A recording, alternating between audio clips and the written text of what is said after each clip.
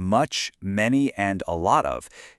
These three little phrases can trip up even the most advanced English learners.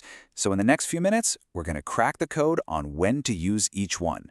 My goal is to get you sounding more natural, more confident. So let's just dive right in. All right, let's start with a quick little test. What fits in this blank? I don't have blank money. If you picked much, you are absolutely correct. But the real question here is why. It's not just a gut feeling. There's one simple rule that makes all the difference, and we're about to break it down.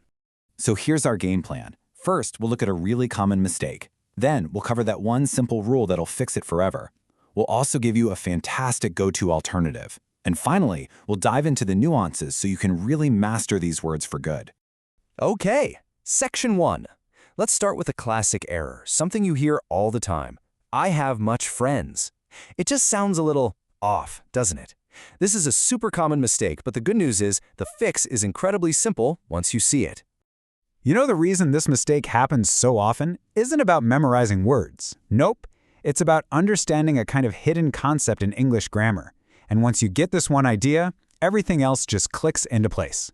And here it is. This is the whole secret. The entire key to using much and many correctly is just understanding the difference between countable and uncountable nouns.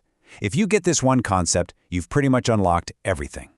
It's really this straightforward. We use many for things you can actually count. 1 apple, 2 friends, 3 cars. If you can put a number in front of it, you're going to use many. And we use much for things you can't count as individual items, like water or time or money. You would never say, I have 2 monies, right? So just remember this. Countable gets many, uncountable gets much. That's the rule. Okay, but what about a tricky word like furniture? I mean, you can count chairs and tables, so it should be countable, right? Well, not quite. This is a perfect example of what I call a common English trap. So in English, words like furniture, advice, or traffic are treated as uncountable. We kind of see them as one big category, not a bunch of individual items. So even though you can count the chairs, you'd still say how much furniture. And even though you can count the cars, you say so much traffic. To count them, you have to add a phrase, like 2 pieces of furniture or 3 bits of advice. Feeling a little fuzzy on some of those exceptions? Hey, don't worry about it. There is a fantastic, super easy alternative that works in almost every situation, especially when you're just chatting. Let's talk about the power of a lot of. Here's why a lot of is so awesome. It's your all-purpose tool. It works perfectly with countable nouns like a lot of friends, and it works just as well with uncountable nouns like a lot of money. So seriously, when in doubt, a lot of is almost always a safe and natural-sounding bet. So you might be thinking, okay, great, why not just use a lot of all the time? And that is a fantastic question. Think of it like this. A lot of is like your trusty hammer. It gets the job done. But using much and many correctly is like having more precise tools in your toolkit. It just makes your English sound a little more formal, a little more advanced. All right, let's take this to the next level. We're going to move beyond just being correct and start sounding truly natural. This is where we get into those little subtle differences that native speakers use without even thinking about it. Think of this as your cheat sheet for sounding natural. In positive sentences, a lot of is usually the way to go. I have a lot of friends just sounds more common than I have many friends. But, and this is a big but, for negative sentences and for questions, much and many are definitely preferred. It just sounds more natural to ask, how many people are coming? Or to say, I don't have much time.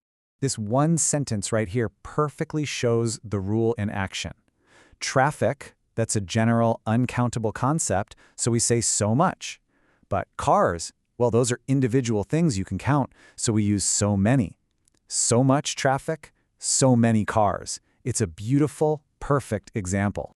And just remember, context is everything. A single word can actually be both countable and uncountable depending on what you mean.